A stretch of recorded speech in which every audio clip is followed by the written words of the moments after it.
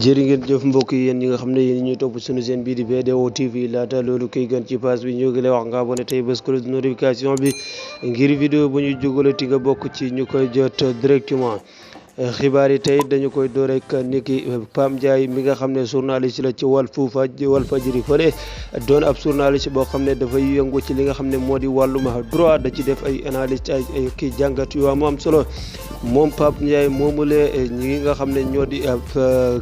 gendarmerie ñi nga xam ne ñoo di police ñi nga xam ne ñoo di magistrat yi lépp lu tax ci yoon confirmé nañu ko ngir leeral li nga xam ne moo jógee ci ab làmmiñam ay wax yoo xam ne moom Papa Ndiaye wax na ko tax nañu confirmé ko moom Papa Ndiaye moomu la sax woy jëna ba ñu placé ko garde à vue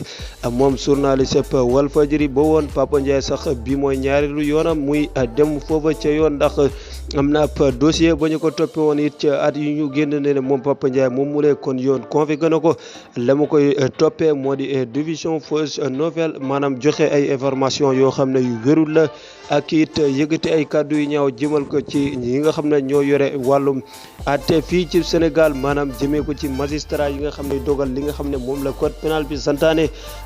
loolu la ñuy toppee Papa Ndiaye nee na jàpp nañu ne dafa yëgati ay kàddu yu ñaaw jëmee ko ci ñoom magistrat yooyu la ba tax yoon confirmé na ko moom Papa Ndiaye ba placé ko garde à vue loolu la ab avocat am daal di xamale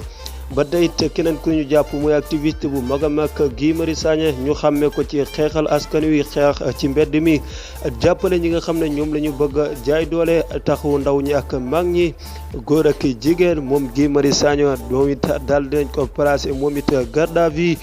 lu ko waral du lenn lu dut app li nga xam ne moo di courrier bu mu doon jébbalit ambassadeur bi nga xam ne mooy toogal Tunisie fii ci Sénégal ndax ndawit Afrique du Nord yëpp ñu ngay daj lu métti foofu ca Tunisie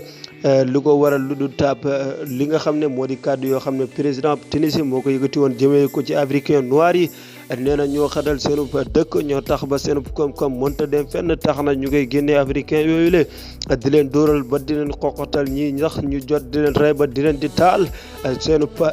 li nga xam ne moo di raciste ñu ngi koy feeñal ci noir africain yi bu baax a baax ba tax na it Guy Marius Sagna gannaaw lu métti askan yi métti na ko tax na mu dem di jébbali di ab courrier ñi ki nga xam ne moo di ambassade bu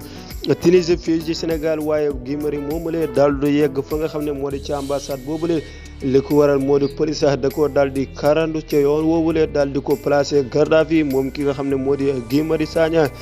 keneen ki nga xam ne it placé nañ ko garde à vue ab journaliste la ba nekk fële ca TFM dafa daal di mandi moom it dugg ci ab otom daal di mbëkk lu toll ci ñaari gune tax na ba ñu placé ko garde à vue ab journaliste la bu nekk fële ca TFM